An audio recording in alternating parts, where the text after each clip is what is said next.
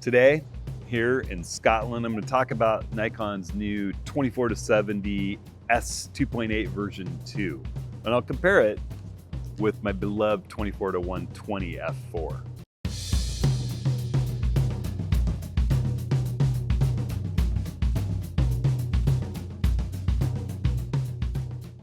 Well, hey everyone, Hudson here. Welcome to this week's video. I am in Glasgow, Scotland. I've been running 2 workshops here with Rick LePage, who's filming this with great skill and concentration. And right before we took off for these dual workshops in Scotland, Nikon got me my new 24-70 2.8 version 2 to just test and analyze. And I've been running around with it from Glasgow to the Isle of Skye, taking some photos, and just sort of, seeing whether or not it might displace my all-time favorite mid-range zoom, which is the 24-120 f4. And we're going to look at a number of images. I'm going to do some test comparison images between these lenses. I will say that it's been over a decade since I've carried around a 24-70 2.8. And I know a lot of people live and die by the 2.8 Pro Zoom lens kits, the 14-24, the 24-70, the 70-200. But these days with our cameras shooting such amazing high ISO images in low light scenarios, and with the hand holdability that you get with the image stabilization, this Nikon Z6 III has 8 stops of in-body image stabilization. I frequently shoot images right down to a 1/16 of a second or even a 1/6 of a second handheld without being concerned about camera shake being an issue. So, I just find that with image quality as good as it is in the smaller, lighter, more versatile f4 glass like this 24-120, I haven't needed the newer 2.8 zooms. And I thought they come out with the version 2. They say it's even sharper than version 1. It's a constant internal zoom, so nothing changes in the length of the lens. I know a lot of people are excited about that.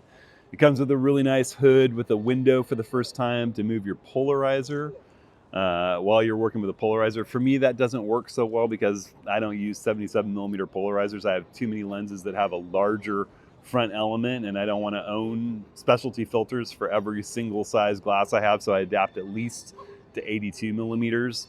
But it's nice that they added a little portal on the hood. I didn't bring it with me since I don't have 77mm filters and don't sell or advocate them.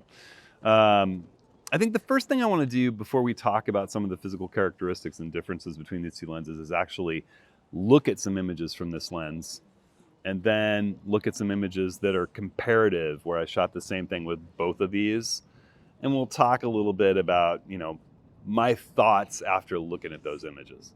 Ooh, and one thing that I want to jump in and say before I forget is I know a lot of people have been asking whether or not the new lens works with the HB97 112mm filter hood from the 14-24 that accepts those 112mm filters, or with Case's hood that replaces that.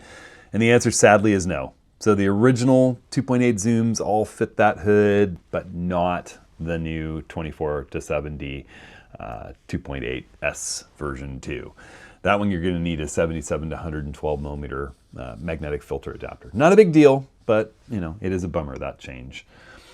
All right, so let's look at images from this lens. And the first one I'm going to show you is the first one really taken with the lens. I got it just in time to throw in the bag to head here to Glasgow, and woke up on kind of a rainy morning looking out my hotel window at Glasgow's Central Station and its big glass roof, and just stopped down to f5.6, which I find with the modern mirrorless glass tends to be the sharpest aperture that you can get.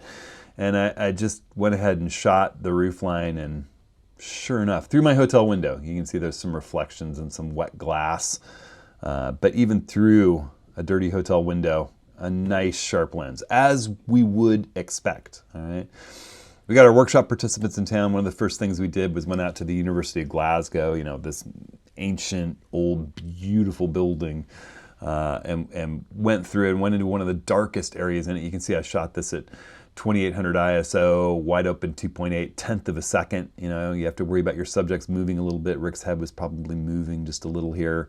But that's where having a 2.8 zoom really helps you out. You know, here I ratcheted the shutter speed up a little bit. And this is what I say about these new cameras. You know, in the old days of film, 2.8 zooms were so critical because 1600 speed film was so grainy. But look at my result with Nikon Z6 III shooting at 22,800 ISO. You know, you just click the denoise checkbox in Lightroom Classics, develop, and boom. I mean, look at the quality of this image at 22,800 ISO. Now, granted, it's nice having it not be another stop more, you know, and being able to go to an 80th of a second instead of a 40th of a second to get the equivalent ISO with the f4 lens. In those low-lit situations where you're worried about motion, I think this lens is just wonderful. You know, I posted up here and waited for someone. There was this person holding still, and then I heard this woman walking into the scene, and as she walked through, I snapped it at a 13th of a second, wide open at f2.8, and I just love the effect of the person in motion and the person still, and you know, being able to get this quality of image in such a darkened space.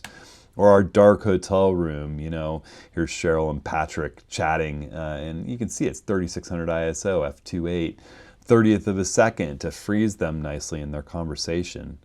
We got out on the Isle of Skye, and I was running around, and I saw this scene which kind of just reminded me of, you know, a Monet or something, this just beautiful little pond with all these delicate details. And I stopped down to f6 III and shot this just to kind of have a look at, you know, what is sharpness like. And I think you get the impression sharpness is really, really good, as I would expect from version 2 of the 24-70 2.8S.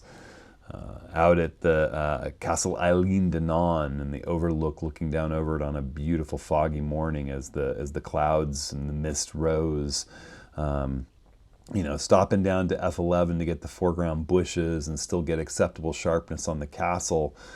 The lens just performs beautifully, you know, as would be expected. But in this particular circumstance, this is where I start getting into the benefits of the 24-120. I wanted just a little more focal length, and so I started playing around at 120. I switched to my beloved 24-120, and even just a little bit longer focal length gave me the vertical composition that I saw and that I liked. And there's nothing wrong at f5.6 with the sharpness of that lens either on this foggy morning.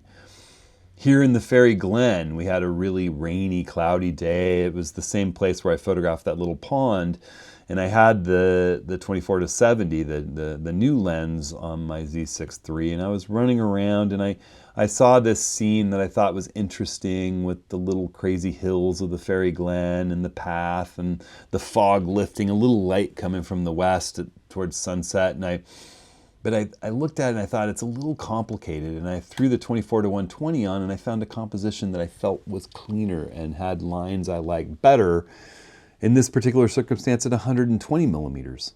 And then I had seen that there was a waterfall on a farm across the way. No kind of award-winning waterfall shot, but at 120, I could relatively, you know, get that waterfall at somewhat of a frame-filling focal length. And with the incredible ability that we have with our modern cameras, I handheld this at a 1/6 of a second. You could see it was dark. It's only f11, a 1/6 of a second. And you take a look at what we can do. This is handheld, no tripod, 120 millimeters, 1/6 of a second. As I said, I mean, we can just do crazy things that make it not so necessary to be shooting down at f2.8. So now that we bounce back and forth from the 24-120 and the 24-70, I thought it's definitely time to do a little apples to apples examination. So I went out to one of the murals that's very close to our hotel that I find is fun here in Glasgow. You know, and I often talk about the brick wall mural. Well, this is kind of a painted brick wall mural, or shooting the brick wall with a lens to test its sharpness. You know, you face up on the wall, and you shoot it with the same lens, you test how sharp is it at different apertures. Well, I set this lens at 35 millimeters, and a mid-range setting that you would expect both the 24-120 and the 24-70 2.8 S2 to do very well at. And I shot this mural with both of them, and I want to do the compare view. All right, I've just done some very, very basic raw processing and let the built-in lens corrections be applied, and nothing special to any of the images. They're identically processed, shot with the same white balance, same light, just back and forth.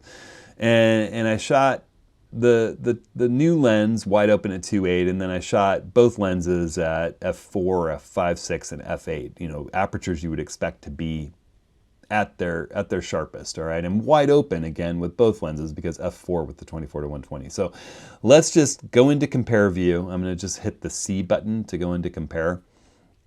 And we can go ahead, I'll close, well, actually I'll leave it open. And you can see the green images are the new lens, and it writes down which lens it is and what the settings are. So this is the f4 with both lenses, all right?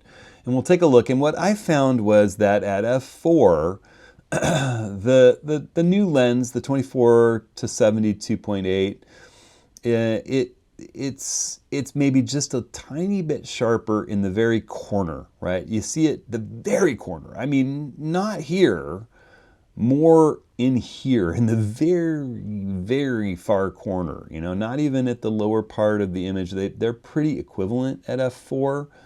I would almost even give it to the 24-120. The 24-120 is an astoundingly sharp, contrasty little f4 lens with a heck of a lot of range. It punches way above its weight. So at f4, it's tough to tell the difference to me, except at the extreme corner, okay?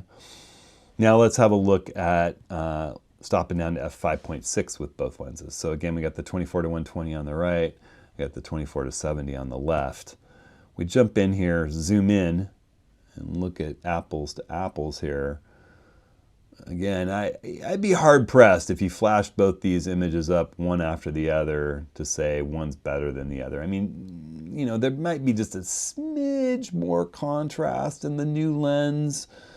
We're sharp now to the corner in both lenses. f5.6, it's pretty hard to say one is sharper than the other. They're both pretty wonderful across the frame. You know, and having a tiny bit more contrast, I think that's a slider pull in post-production. They're both just wonderful. You know, both of the corners look great on both of the lenses. So f5.6 is pretty much an equalizer as far as I can see. You know, I would expect to not see a whole lot of difference when we move over to f8. And again, you know, I don't think we do. I think both lenses are fantastic at f8. f5.6 might even be just a smidge sharper than f8, but both are fantastic apertures. You know, if everything's out at the same distance or infinity, I think you want to strongly consider f5.6 or f8.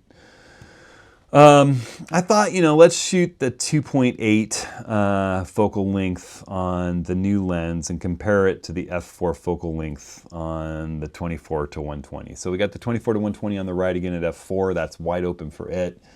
The 24-70 2.8 at f2.8, which is wide open for it. And well, let's compare those two. We'll just go ahead and zoom in. And, you know, again, 2.8 is nice and sharp on the new lens, but I think I would give it to the 24-120 f4. You lose a little bit of sharpness in the corner. It's awfully good. I mean, if you need to use it at f2.8, there's no problem using it at f2.8, but I don't think it beats the 24-120 at f4. Granted, it's a stop faster, so it will get you a little faster shutter speed. It's the kind of thing that you utilize if you shoot indoor sports. You know, the ability to get one stop faster, one little bit faster shutter speed, a little bit lower ISO. Those things count in indoor sports or low lit close in wildlife maybe. So there you go. All right, there's your comparisons. Now, I think that just shows you I'm not about to give up that 70 to 120 in smaller size and weight that I get with the 24 to 120. That's the lens that I will be keeping. And let me show you some of the work that I've done with that lens. I'm just going to jump back into the loop view here and show you, out on this workshop. This was on the way to the Isle of Skye with our first workshop, and we ran into these Highland coos, Highland cows, a mother and a baby on this dramatic, beautiful day. Nice, overcast light with some drama in the clouds. And I stopped down to f6.3 to make sure that I got the baby and the mom's eyes all sharp and in focus. And you can see, I have no problem with the sharpness of the 24 to 120 or the way that it renders slightly out of focus details at f6.3.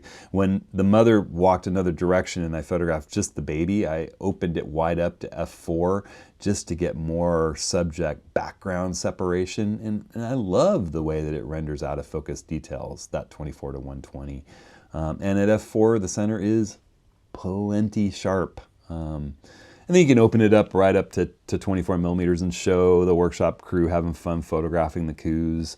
There was a moment where we got just a little blue window and some light came down on the hills around the farm where the cows were. And, I love that versatility of being able to play with all the way from 24 to 120 here at 77.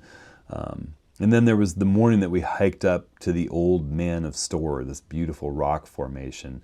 And it was a cold and blustery, very windy morning.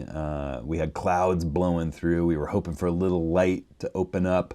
And everybody did a great job. This is Bob and Pat set up to do the landscape shot. I was shooting a little black and white. Again, f4, beautiful job capturing, a portrait up there. I show this image, this is with my Leica Q3 from last year's workshop going up to the Isle of Skye, to show you the pathway up involves these stone steps that seem, as you go up them, sort of never ending. You actually start down on the plain below. And hauling all that gear up there, that's the beauty of having smaller, more versatile lenses like the 24 to 120, not carrying the 24 to 70 as well as the 70 to 200 to get a little longer reach. I tend to carry the 24 to 120, and if I feel like there might be wildlife or an extractive landscape, I'll take the 100 to 400, and I have everything from 24 to 400 in one set of lenses that I rarely need to switch back and forth between. But on these adventures, carrying all your gear, size and weight really matter. We started in the dark with headlamps. And sometimes I throw the little Leica Q3 in my pack. I'm lucky to have that. And that gives me a 1.7 aperture lens to be able to be working with. That's light. The camera and lens are about the same size and weight as the 24 to 70 version 2. So, that having a fast prime to me can completely obliterate the need for having a fast zoom. I think that the quality that we get with these f4 lenses are just stupendous. This was the scene that we got. We did get a little bit of light. We did get the clouds to lift a little bit. And I shot this wide open. I just set up. I have other images of here, but I took a shot. I didn't even use the tripod. I just went handheld, f4, 15th of a second, ISO 100. And you can see, we talked a little bit about maybe we lose a little edge sharpness at f4. If it mattered to me, I could have stopped down to 5.6 to get rid of that. But there's nothing wrong with the sharpness of the 24 to 120 shooting landscape images. It is plenty sharp. There's nothing wrong with it shooting portraits. I love the way the background falls off in this portrait of John that morning. And then as we came down in the van, we had that long shot looking back to store over this lake. It's a kind of iconic shot, and light hit the tree in the foreground, and having 120 millimeters means I didn't need to switch lenses. I didn't need to jump in and grab another lens and switch it. I just used the one that I had carried up the mountain. And I can show you that a couple of years ago in 2013, took my favorite photo of store. We had beautiful light on an interesting cloud morning. And again, what lens am I shooting it with? The 24 to 120, stopped down to f9, and everything was razor sharp. We had a gorgeous bit of light hiking around in the Kerrang, a little bit further down the island or up the island from the old Manor store one morning, and I shot again f5.6, the 24-120. I absolutely love what that does for me in the landscape and in the city. All kinds of compositions are possible, obviously. You know, we can just zoom in, you can go wide open and get a little subject background separation. You can stop down, get everything in razor sharp focus. Yeah, I have no problem with the 24-120. Here's the final shot I'll show you. This is from Neast Point. I hiked out there with a group from the workshop, and this is sort of the last of the day before the sunset. We didn't get a cloud break, sadly, but the light was beautiful. And I shot this at f11 because I wanted the lighthouse in focus, and I wanted a apparent depth of field right up to the foreground rocks. And you know, at almost 28 millimeters, just a beautiful composition of the lighthouse and the sky. And I just, you know, that 24-120 is a versatile tool for me that makes mighty fine, highly enlargeable, beautiful printable, sharp images. It does not suffer from the types of defects that we had in the f4 glass of old, and I'm sure the 24-120 is the one that's going to remain in my bag. All right, so I think after you see those image reviews and comparisons, it's not a big shock to you that the 24-120 f4 is back on my camera. I just can't imagine too many scenarios for me personally with the kind of photography that I do, picking this larger, more limited focal length lens to take out and slip in that spot in my bag. You know, for one thing, a number of times I carry this lens as my sort of all around, does everything for me. It's the main lens I shoot so often with in varied circumstances. This lens is much longer. You know, the holster carry that I have for my camera, I would have to extend out to fit the same way I would if I was putting a 70-200 or 100-400 in the bag. It's just that much longer. It doesn't carry in my easy carry bags just because, you know, it's basically the length of the 24-120 and the camera body at the same time. It doesn't seem like that much, but it's significantly longer. There's some beautiful design elements. I like that it has a focus limit switch, which is something that Nikon's been putting in the menus where you can customize what that focus limit is. It's nice they added a switch to go alongside those new menu options that they're adding to the cameras. It's nice it has a lens function button. Again, you know, I think that the zoom all internal, it's nice, and I'm sure that aids in weatherproofing as compared to my trusty 24-120 that telescopes out as it zooms. But let's be honest, I've shot this lens from snow to sleet to torrential downpours, and I've never had an issue. You know, even the original 24-70 f4 that I got with my first Z6 and Z7, was absolutely just completely inundated by a sea wave, and then poured a liter of fresh water over it while I cycled it in and out to make sure that no salt water got into the mechanism. And I never had an issue. Nikon's so good with its weather sealing, I wouldn't worry too much about your lenses that do external zooming. And the great part is you have a much smaller lens to tuck in your holster or your camera bag. It really lets you fit your system a little bit better.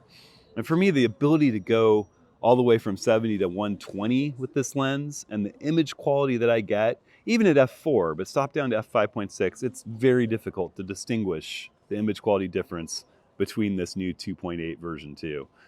I think that the person that needs the 24-70 2.8 version 2 is the person who shoots motion, sports, action, wildlife in low light situations close up. You know, think basketball sideline photography. If I shot indoor basketball and I was on the baseline, I want this lens because I need a faster shutter speed and high ISO, and this buys me an extra stop of light gathering. These days, though, in the type of photography that I do, traveling in wilderness areas around the world, national parks, packing my gear, you know, traveling on planes constantly, shooting landscapes, shooting cityscapes, photographing people, things that aren't moving that fast generally, the 24 to 120 just gives me so much versatility and such a small compact size. It really is the lens for me. This is a beautiful, beautiful lens, but I just can't see keeping it. So those are my thoughts. I'm sure I'll hear some disagreement in the comments, and I think it's a magnificent lens for a lot of people. But, I've steered a lot of workshop participants and people in the community towards the 24 to 120, and I've never heard someone complain after having purchased and used it. This lens is gold for me. So that's my take. I'm looking forward to gearing up with another group heading to the Isle of Skye next week. Rick and I had a great workshop last week on the Isle of Skye. We had some issues with weather here and there, but towards the end we got some great light and we made the most of the situation and did a lot of teaching along the way. And it was a great group who I already miss as they're on their route home. So gearing up for another great group next week, and I picture putting the 24 to 120 in my bag most of the way. So hope all of you are having some fun adventures, staying safe, staying creative, and we'll see you next week.